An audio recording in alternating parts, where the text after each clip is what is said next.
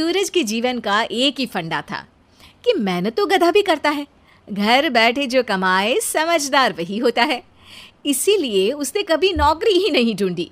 इस बात से हालांकि उसकी पत्नी शिखा बिल्कुल भी अग्री नहीं करती थी, पर फिर भी सूरज को समझाना बेकार था। टीवी में कैसे बनोगे करोड़पति का ऐड देखकर उसे लगा कि बस अब तो घर बैठे ही वो करोड़पति बन सकता है, और उसके पीछे उसने अपने सारे सोर्सेस एक्टिव कर दिए। 2 हफ्ते में उसके कलीग के साले के पड़ोसी के बेटे का सोर्स निकलता है जो कि उसे शो में पहुंचा सकता है, और सूरज उससे मिलने चला जाता है। अच्छा, तो हमें मुकेश जी बता रहे थे कि आप हमें शो में पहुंचा सकते हैं। हाँ, उसमें कोई तकलीफ नहीं है।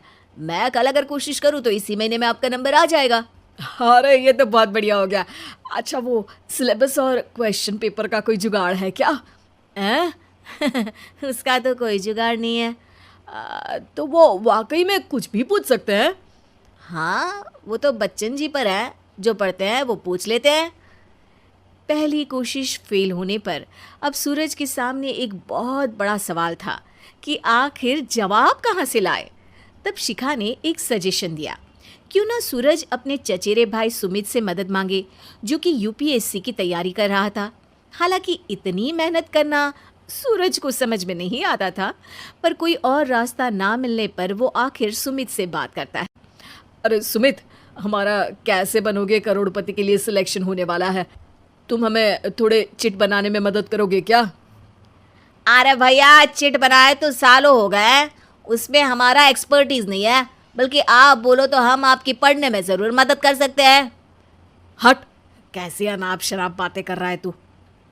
सूरज ने सुमित को मना तो कर दिया था, पर तैयारी करने के सिवाय कोई चारा उसे दिख भी नहीं रहा था, खासकर जब 12 के पेपर लीक करने के एक्सपर्ट शुक्ला जो भी हाथ जोड़ लेते हैं। आखिर सूरज को सुमित के पास जाना ही पड़ा, और उसने सुमित और शिखा से वादा किया कि वो बहुत मेहनत करेगा। 1 महीने की तैयारी के बाद फाइनल हुआ कि शो से 1 हफ्ते पहले एक ट्रायल खेला जाएगा, जहां पर सारे रिश्तेदार ऑडियंस की जगह पर होंगे और शिखा सवाल पूछेगी। दूर दराज से भी रिश्तेदार आकर हाजिर हो गए देखने कि आखिर कैसे बनेगा सुमित करोड़पति।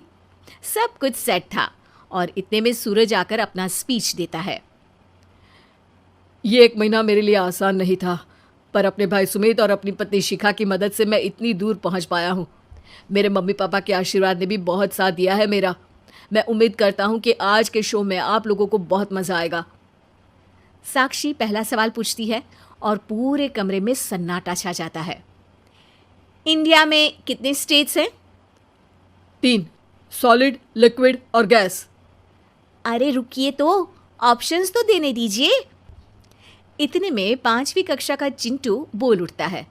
अरे क्या मामा, आप तो पहले सवाल पर ही आउट हो गए। अरे बेटा, पहला सवाल तो ट्रायल होता है ना। अरे तुम अब देखना। देखने जैसी बात तो थी ही।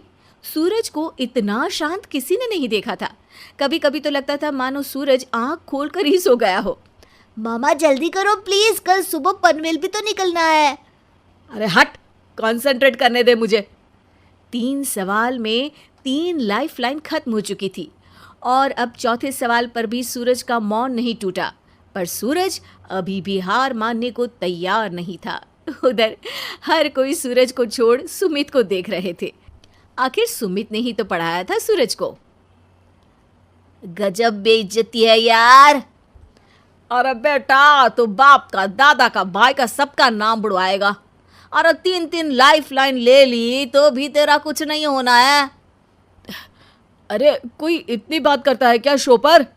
अरे बेटा, शो पर तेरे जैसे भी तो नहीं आते ना। सूरज की ये जंग आखिर 1 घंटे बाद 5वें सवाल पर खत्म हो गई, जब उसने इंडिया के नेशनल बर्ड का नाम कहा, कौवा। अरे बेटा, मजा तो बहुत आया, बस थोड़ा टाइम पर खत्म होता तो आनंद भी आ जाता। ताने बारिश के बूंदों की तरह बरस रहे थे, और सूरज को भी समझ आ रहा था कि ये करोड़पति बनना शायद उसके बस के बाहर की बात है। पर वो आखिर ये बात मान कैसे लेता? वो सख्त लौंडा जो ठहरा, उसने सोचा कि बेइज्जती तो हो ही चुकी है, पर अगर मैं हार नहीं मानूं तो शायद कुछ हो सकता है। शिखा तुम देखना, असली शो में आग लगा दूंगा, आग, करोड़पति बनूंगा मैं। हाँ सब्जियां खत्म हो गई है घर पे, ले आओ। पहले पति बन जाओ, फिर करोड़पति बनना। अरे गजब बेइज्जती है यार। बेटा अभी तो घर पर ही हुई है, 1 हफ्ते में तो तुम देश के सामने करवा कर आओगे। वैसे जब टीवी पर जाओ ना तो बस अपने मम्मी का ही नाम लेना, ठीक है? कोई पूछे तो बोलना कि पापा नहीं है मेरे। अरे पढ़ाई की, पेपर निकलवाए, इतने सारे लोगों को खाना खिलवाया, क्या फ़र्क पड़ा? इसीलिए मैं कहता हूँ कि मेहनत तो गधा भी करता है, घर बैठे जो कमाए वही सिकंदर। लेकिन मामा, गधे भी जानते हैं कि हमारा राष्ट्रीय पक्षी मोर है।